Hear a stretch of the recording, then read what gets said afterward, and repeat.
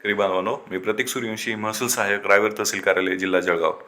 राज्यामध्ये यवतमाळ, वाशिम आणि सोलापूर या जिल्ह्यामध्ये जो काही सप्टेंबर 2025 मध्ये अतिवृष्टी आणि पूरग्रस्त परिस्थिती निर्माण झाली होती, त्यामुळे बऱ्याचशा शेतकऱ्यांचं नुकसान झालेलं आहे. आणि या शेतकऱ्यांच्या नुकसानापोटी त्यांना मदत देण्यासाठी महाराष्ट्र शासनाने एक त्या संदर्भात आपण आज माहिती पाहूयात.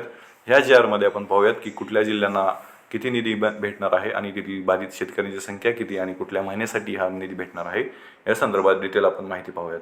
आपण पाहू शकता, महाराष्ट्र शासनाच्या महसूल आणि वन विभागाने हा GR निर्गमित केलेला आहे. 30 ऑक्टोबर 2025 रोजीचा GR हा यवतमाळ, वाशिम आणि सोलापूर या जिल्ह्यासाठी त्यांनी निर्गमित केलेला आहे.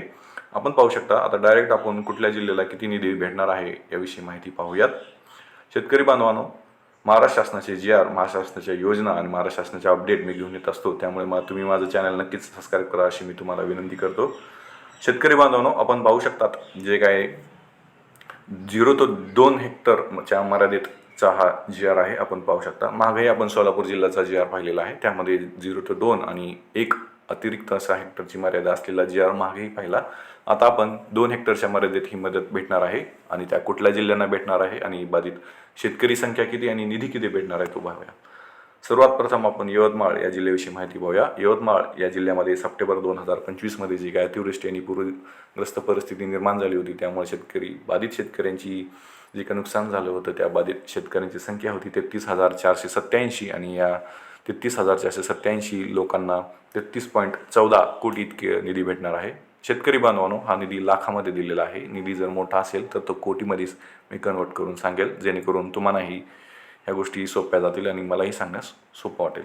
त्यानंतर आपण वाशिम या जिल्ह्याविषयी माहिती पाहूयात. वाशिम या जिल्ह्यामध्ये सप्टेंबर महिन्यामध्ये जी काही अतिवृष्टी झाली होती, त्या अतिवृष्टीबाधित शेतकऱ्यांची संख्या होती 38,734 आणि या सर्व शेतकऱ्यांना भेटणार आहे 36.40 कोटी इतके निधी भेटणार आहे. आता आपण सोलापूर या जिल्ह्याविषयी माहिती पाहूयात.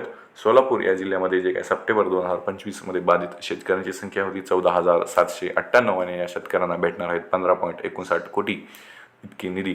अशा प्रकारे यावरील जे काय आपण वरील पाहिलेले यवतमाळ, वाशिम आणि सोलापूर हे 3 जिल्हे पाहिले, या 3 जिल्ह्यासाठी एकूण 85,24,13,000 इतका निधी भेटणार आहे. आणि हा निधी direct benefit transfer DBT through थेट त्यांच्या अकाउंटला येणार आहे. राज्य शासन जो काय फार्मर ID शेतकऱ्यांनी काढलेला आहे, त्या फार्मर IDच्या डेटाचा वापर करून डायरेक्ट त्यांच्या अकाउंटला पैसे पाठवत आहेत. त्यामुळे सर्व शेतकरी बांधवांनी फार्मर ID काढून घ्यावी अशी मी त्यांना रिक्वेस्ट करतो. जर आपला फार्मर ID पेंडिंग असेल तर तो तलाठ्यांकडे जाऊन तो पेंडिंग क्लिअर करून घ्यावं. त्याचबरोबर त्यांनी तलाठ्यांचं पेंडिंग क्लिअर झाल्यानंतर तहसीलदाराकडे पेंडिंग असेल तर तहसील कार्यालयामध्ये जाऊन ते पेंडिंग क्लिअर करून घ्यावं आणि शासनाच्या ज्या योजना आहेत त्या योजनेचा फायदा घ्यावा अशी मी सर्व माझ्या शेतकरी बांधवांना विनंती करतो. शेतकरी बांधवांनो, अशाच प्रकारची माहिती आणि अशाच प्रकारची व्हिडिओ पाहण्यासाठी तुम्ही माझं चॅनल नक्कीच सबस्क्राईब करा, इतरांना शेअरही करा आणि लाईक करा, कमेंट करा अशी मी विनंती करतो. आपण इथंच थांबूयात. जय हिंद, जय महाराष्ट्र. धन्यवाद.